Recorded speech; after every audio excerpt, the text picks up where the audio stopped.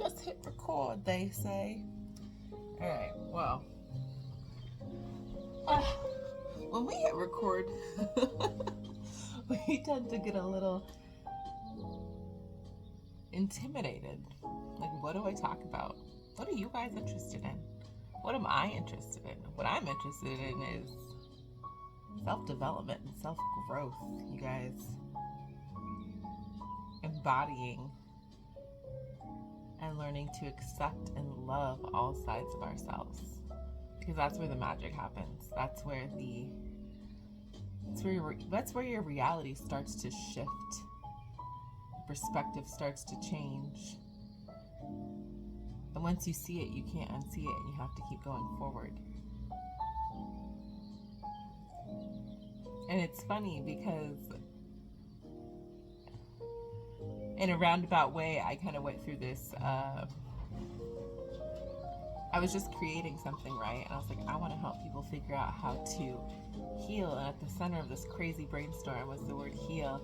And all these different parts coming out of it, like old school style, like when you're in elementary school brainstorming, you're just writing like a freaking storm. But at the end of it, as I was trying to condense it into something that I could put out there, I realized as I was going through that process, I'm like, wow, it's all tied to self-love, which was a tentacle of my little octopus web. But it's all tied to self-love, you guys. Everything in this world is tied to self-love. And I know how that might sound. Trust me, I know how that might sound. But it's so true. It's so true. And it's not easy work. It is not easy work by any means. By any way, shape, or form, it is going to be the hardest work you've ever done in your entire life. Woo!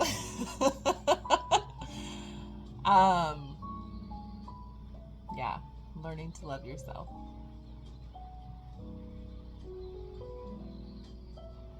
It's such a beautiful thing because we can't learn to love others. I think this is why there's so many problems in the world, why we don't seem to care enough to change how we move in this world, because how can we love others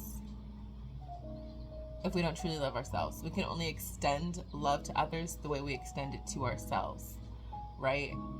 And it's so much more than self-love and self-care are very different things. Yes, self-care can be a tentacle of self-love for sure, a necessity for self-love, for demonstrating it, but self-love is so much more than that. And it's something I will be getting into a lot more, I hope, as we progress on this journey, because I don't know what the hell I'm doing, but I do know that I'm here for a purpose and I'm here for a reason. And I do know that the one thing that I keep coming back to is wanting to help people evolve. I wanted to say mentally, but it's really mentally, spiritually. It's helping the soul evolve, because it really does come back to self-love. And mind you, because I'm sure a lot of people out there are like, oh, this girl's probably just did some drugs. Guys, I've never done anything in my life. I've never tripped in my life on anything. I've smoked ganja, like many people in the past. Still tiny bit today. Probably don't need to know that, but whatever, put it out there. And yeah, I've never tripped on anything. And it's funny because everyone that I've ever talked to who's done drugs and had a trip, they all talk about how they come to this realization that it's all about love.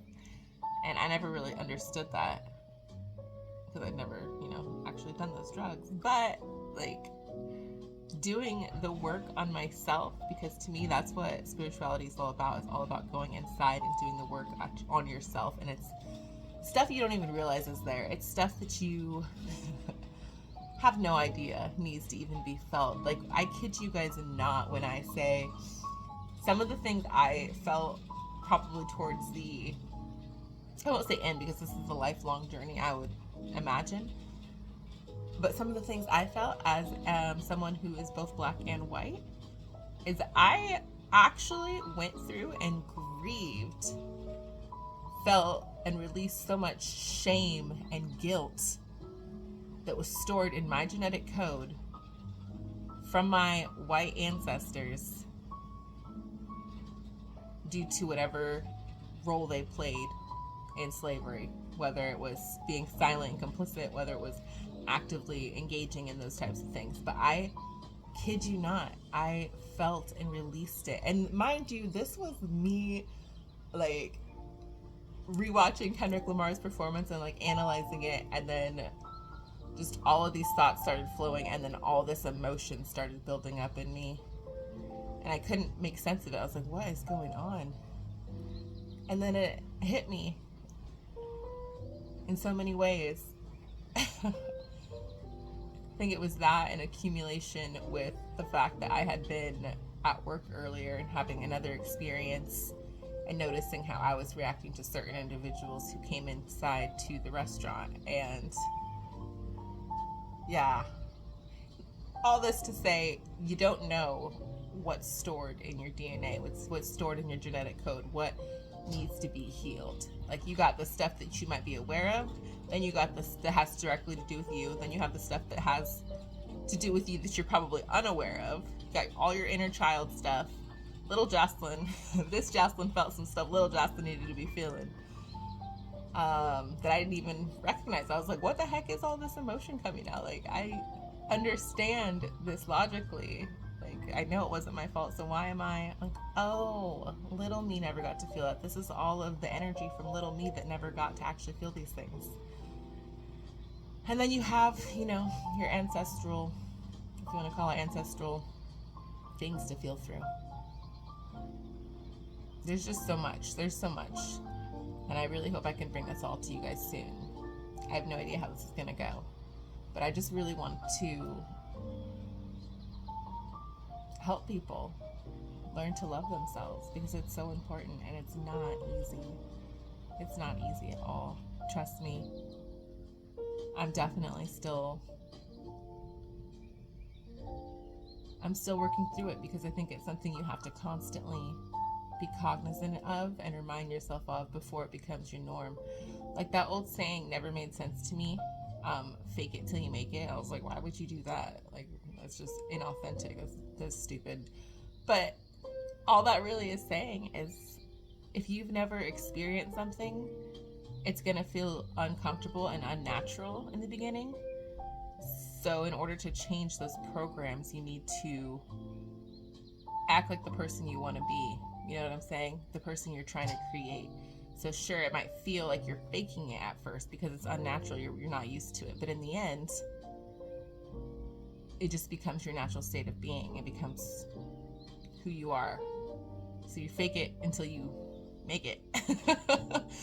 That saying, and I don't know if I did a good job explaining that, but that saying took on a whole new meaning for me probably within the last 3 weeks. I don't know. Time's kind of collapsed for a while now, but definitely at this point. Yeah.